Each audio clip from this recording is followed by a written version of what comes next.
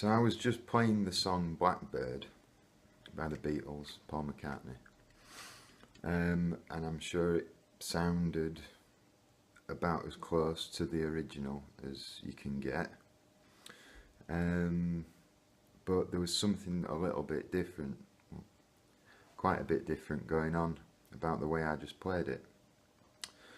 I spent I've spent a bit of time uh, playing around with open tunings, and one night when I'd been practicing a couple of songs in open G, something weird happened. I'd put my guitar down and gone off to make a drink or something like that.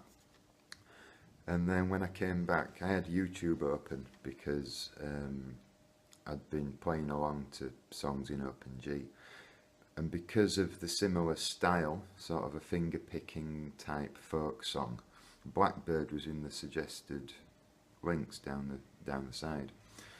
And I already knew how to play Blackbird, and I thought, oh, Blackbird, I haven't played that for ages. I'll have a go at that. I'll play that. Picked my guitar up and started playing it.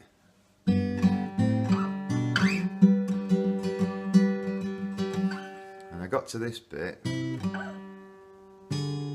I was like, oh, hang on a minute.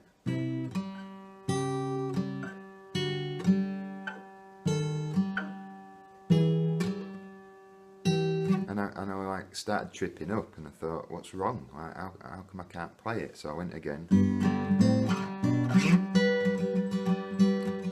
I'm focusing on this next bit, and then I thought, hang on a minute, I'm in open G, and Blackbird, as originally recorded, as far as I know and as far as anybody knows, is not in open G. And I never learnt it in open G, I learnt it in standard tuning. And my mind was a bit blown. I thought, well, I started speculating. I thought, well, the point being, it is so much easier to play Blackbird in open G because of the chord shapes. When you play it in standard tuning, you find you sort of end up, it's easy enough, but you're kind of having to make these sorts of, oh, I've got to go there and then there and then there. It's a little bit like you're trying to stumble over your fingers in order to achieve the shapes needed to create this sound whilst maintaining the sound of the open strings.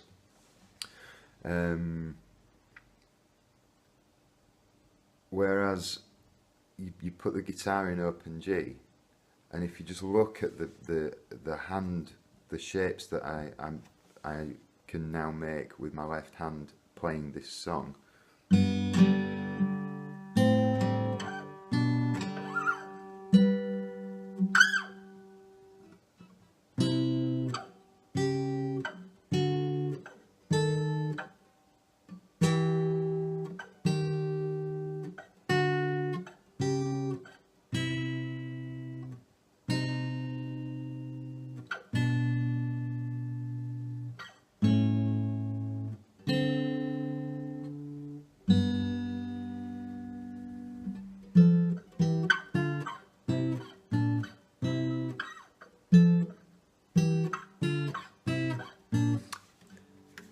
it's just like, it was so easy to play it like this that I started thinking, well, did Paul McCartney like actually write the song in open G?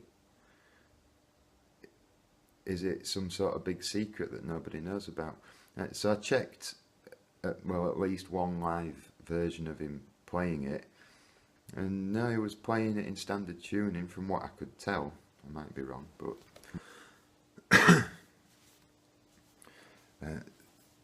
so yeah, before I ran out of storage on my phone, I was talking about this weird thing that it seems as though Paul McCartney plays Songbird in standard tuning, everybody else then plays it in standard tuning. And I was talking about how much easier it is to play it in open G. If you just bear with me.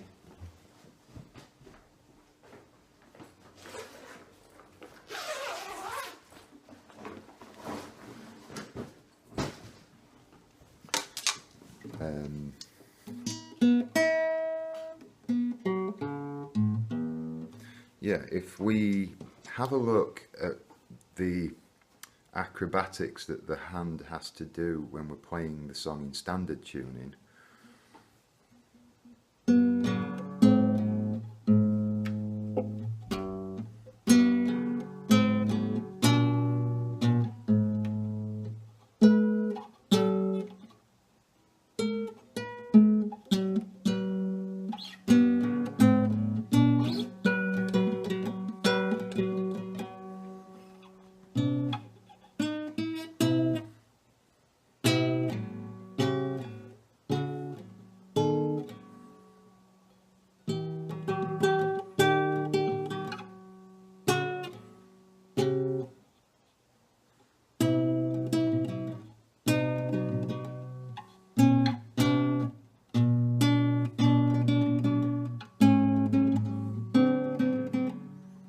we're having to do this sort of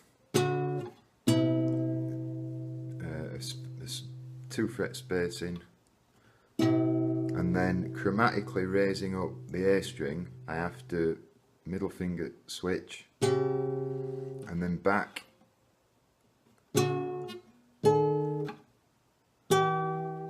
Okay, it's not overly difficult, but compared to the open G tuning, it brings up an idea I was covering in a lesson with a student this week, a drum student, who is doing Come Together, funnily enough, by the Beatles. And they've got the score, and there was a certain fill, and they came to play the fill, and they tried it a certain way first. The fill goes around the drum kit, and in their attempt, they made like a right left right left right left right left sort of sticking pattern, as we call it, a movement. But when they tried it, they found they tied themselves up.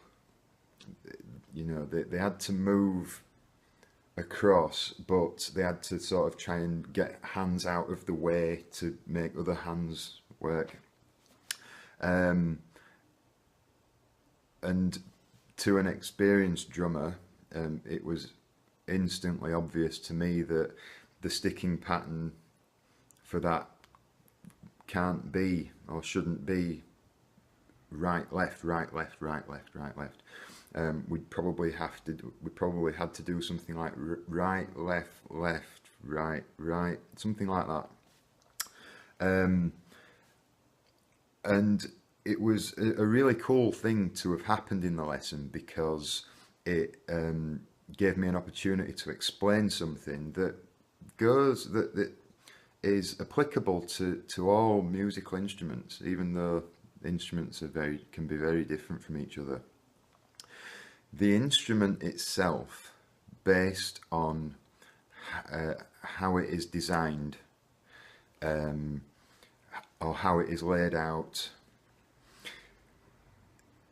very often dictates what patterns of melody, or what kinds of chord shapes or voicings will be used. In this example with the drum kit, because of the actual physical way that the drum kit is set out, it demands that particular fill, for example, demands to be played in a specific way because of where the drums are. But it works both ways.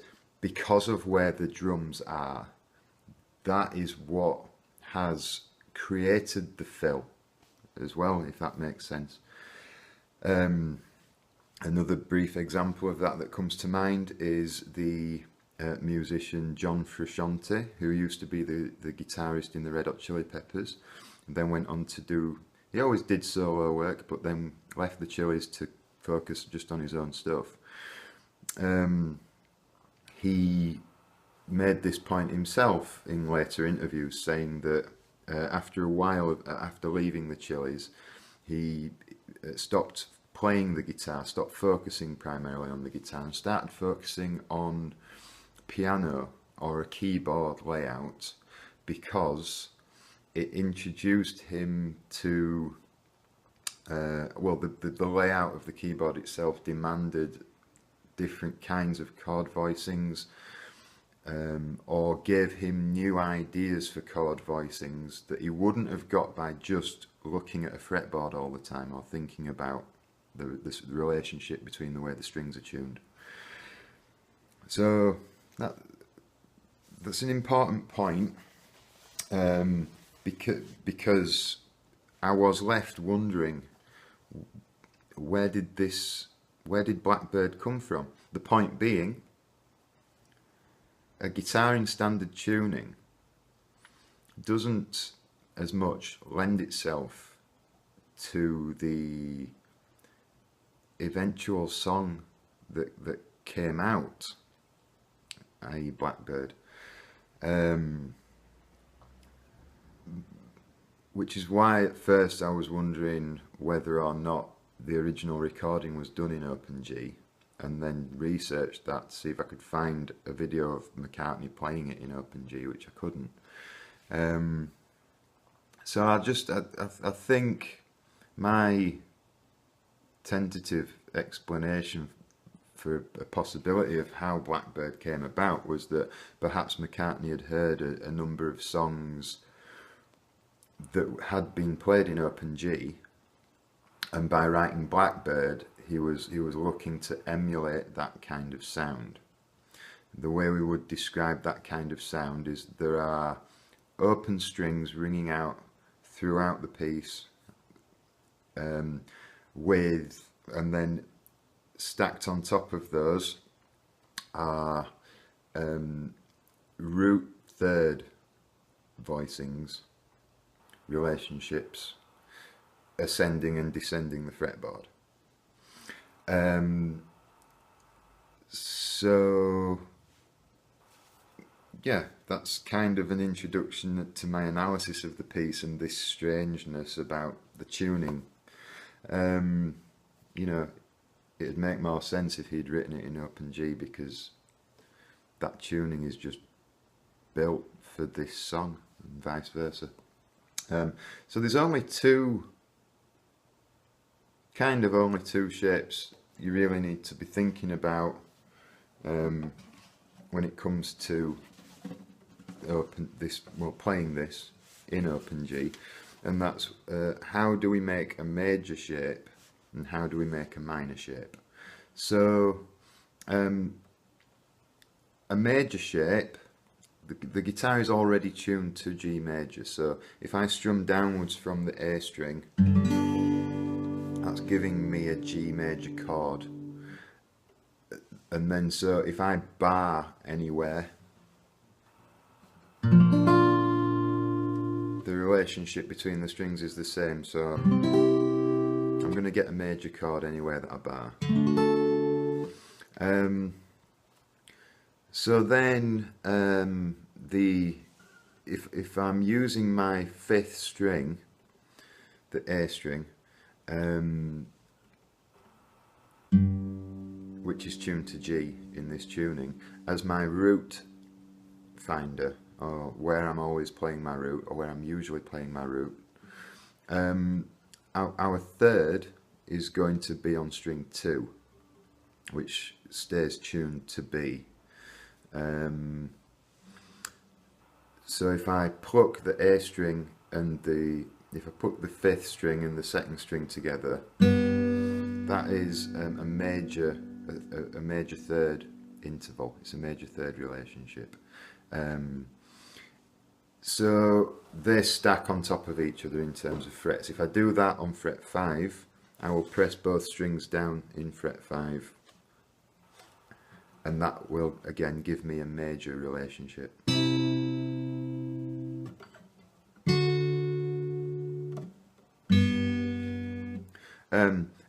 Then to change a major chord to a minor chord, we just drop the 3rd down a semitone, which on a guitar is a fret. So if I'm playing this chord, this note, these notes, then to make that into a minor, sorry, I will take this finger off, and I will use my 1st finger on the fret below, and then we get a characteristic minor sound. So yeah,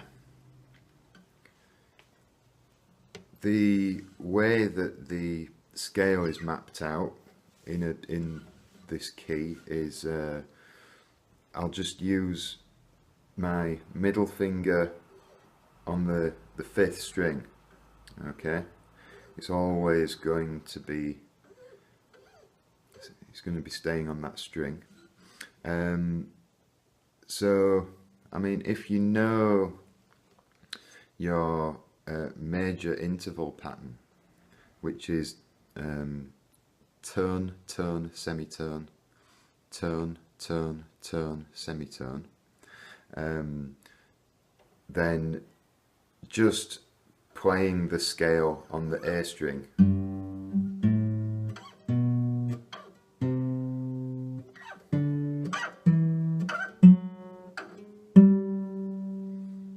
that is the scale. So then to add the 3rd, I'm just using that rule, stacking on top for the majors and 1 fret down for the minors. And the major and minor layout through a major scale goes major, minor, minor, major, major, minor, diminished, and then we're back to major again. So major, minor, minor, major, major, minor, diminished, but that's not going to affect us because we're only using root and 3rd. Diminished pertains to the 5th, but so we're going to play a minor there, and then we're back to major on fret 12.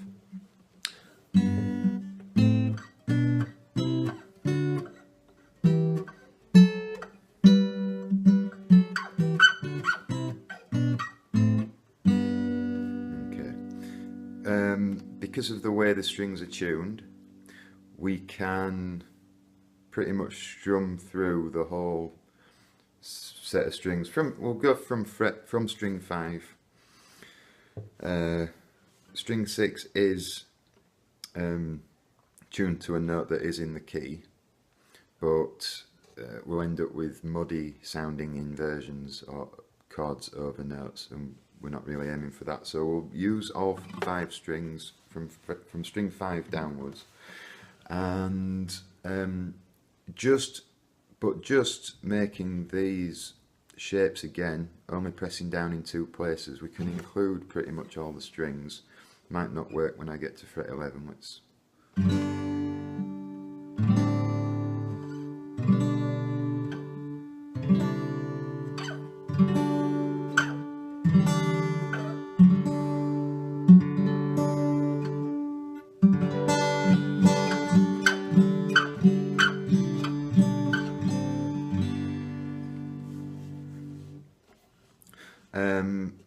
and then the picking pattern, I do it like this. Okay,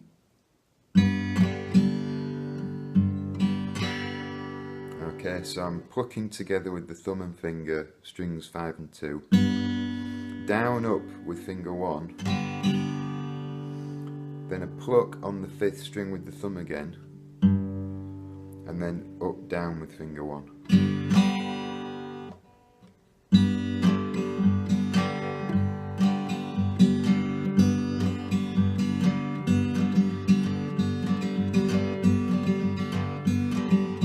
We can do that all the way through the song.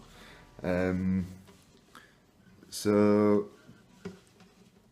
this is how it's played in open G. From open to minor from fret 2, to minor from fret 4, and then octave major on fret 12. Major from fret 5. Then I'm going to move up 1 fret and just put finger 1 on fret 5 on the 1st string. And then major fret 7. And then up a fret to fret 8 with the middle finger, and finger 1 on fret 7 on string 1. And then a minor shape from fret 9. Then a major shape from fret 8. Major from 7. Back to this fret 6 with finger 2 and fret 5 with finger 1. Major shape from fret 5. Minor shape from fret 5. Minor shape from fret 4. Major shape from fret 2. And then I'm going to put finger 1 on string 2, fret 1. Put the 4th string and the 2nd string. And then open. You can then figure out the other little fill-in parts. Kind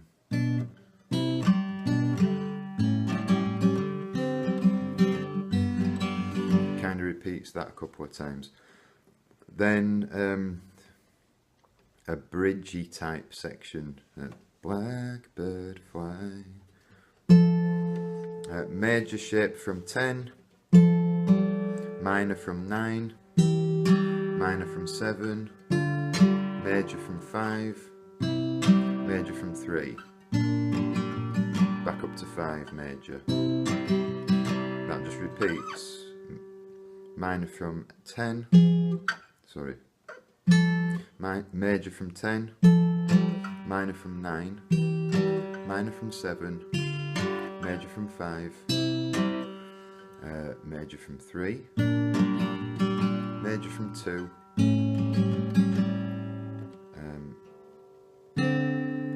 that's string 4 open, string 2 fret 1, put together,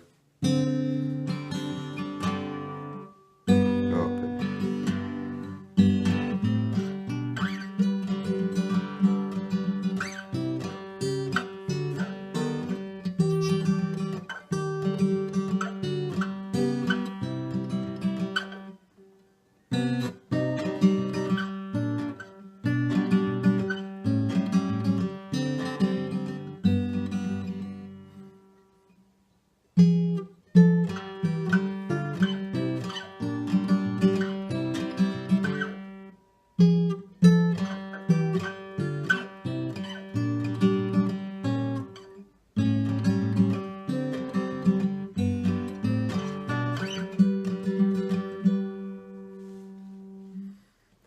Messed up a number of times there, but it's a bit trickier to play stuff that you're trying to break down when you normally just play it automatically.